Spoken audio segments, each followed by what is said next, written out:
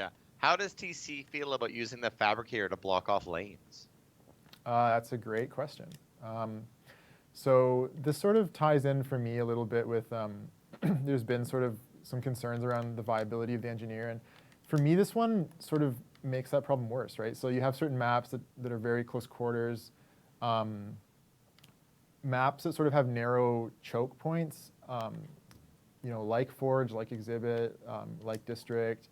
Those are fun horde experiences. Like it's fun to have maps where like the enemy is sort of like funneled down a choke point, but the Fabricator sort of acts as an invulnerable barrier, which does make it a little easier for the engineer, right? Because they don't really have to worry so much about keeping barriers repaired on it, or different ways to keep enemies out, right? So we are playing with some things internally to see if we could change that in a way that feels fair.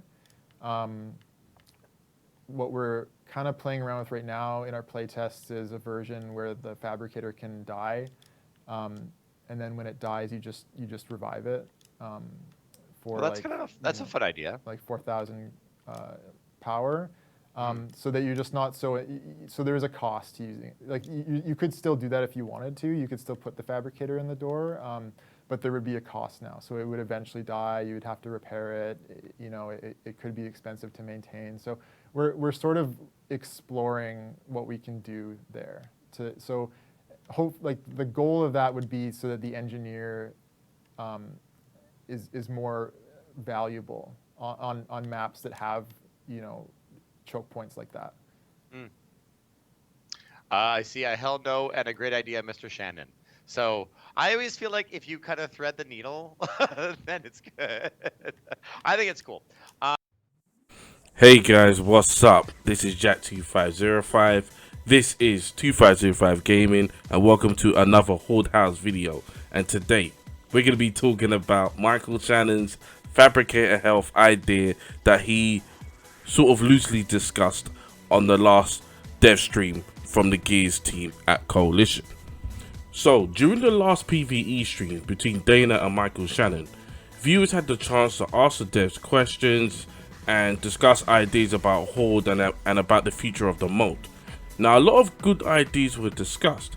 However, in the clip that was shown at the start of the video, Michael Shannon was asked about his thoughts about players using the Fabricator to block choke points, basically for free. He mentioned the idea of still allowing players to do this, but at a price. He mentioned that they're toying with the idea that the Fabricator should have health, and if you don't look after the Fabricator, it could die and cost 4,000 power to bring it back and repair. When I heard this, my mouth dropped and I just thought, why didn't I think of that? That is an absolutely fantastic idea. Well done, Michael Shannon and his team, for bringing this attention to us in regards to the Fabricator, fixing the problem, right? So, let's say people who still want to use the Fabricator to block, you can do that, but it comes at a price. You got to look after the Fabricator now, which I think it brings another level of tension, another level of fun and satisfaction if you complete Horde on a 1 to 50 and still use the Fabricator to block. I think this is an absolutely fantastic idea. This has got to happen, man. This is a really good idea and I fully back this. The fear factor needs to return in Horde full time. I mean, rather than players just selecting certain maps that could be cheesing and basically cruise their way to victory and take away a high amount of the challenge. A few weeks ago, I made a video saying that the Fabricator blocking and bleeding wire glitch needs to be fixed. 1 out of 2 has been sorted. Now the Fabricator blocking will eventually be fixed, or an alternative to it in which you can still do it as we discussed earlier, but it comes at a price. This really needs to be added into a game. I think it'll make it more fun to play, and to be honest, I think it'll make it more fun to watch on websites such as Twitch, in which people can sit back, enjoy, and see people actually properly earn their way to wave 50, rather than cruising their way there. I mean, in Horde, you think about it, a Swarmac, a Carrier, Snatcher, Matriarch, a Chopper, can't get past a box. They can get past wires and sentries, but they can't get past a box. It's a bit silly, isn't it?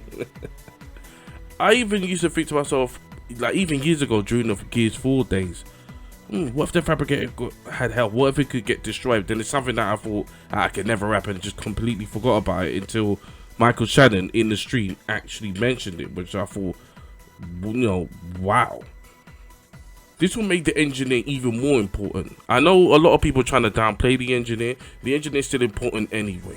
It's always good to have one there, working full time, building a base, maintaining it, and providing weapons for everyone. This time he has some people will look at it as the added headache of looking after the Fabricator. Me personally, I love it. So this time he's really got to put it in a safe space where it's supposed to be, rather than blocking entrances and keeping bosses out. There seems to be quite a lot of changes and challenges that's coming to Horde, with the mention of new enemy types and a new boss. So Horde players will need to embrace themselves for a new challenge going forward. Any exploits, they're gonna be fixed, guys. They're gonna be fixed. So let me know your thoughts in regards to the Fabricator Health idea by Michael Shannon. Let me know in the comment section below in regards to, and also any other ideas that was mentioned in the stream, or maybe something wasn't mentioned that you'd like to discuss in the comment section below. And remember to follow me on Twitter and on Twitch and Instagram. Links to those channels are going to be in the description box below, so you can join me when I'm streaming Horde live on Twitch to discuss it further in the live capacity if you want to. Now, I'm very, very optimistic about the future of Horde. It just seems like it's become revived again. There's a lot of passion behind it. There's a lot of good ideas going forward, probably in Operation 4 and going into Operation 5.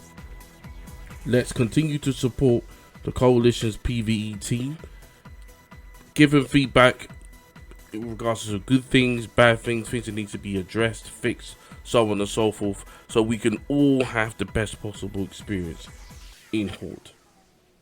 I'm Jack2505. This is 2505 Gaming. This is the Horde House. I'm out of here, and I'll see you guys soon.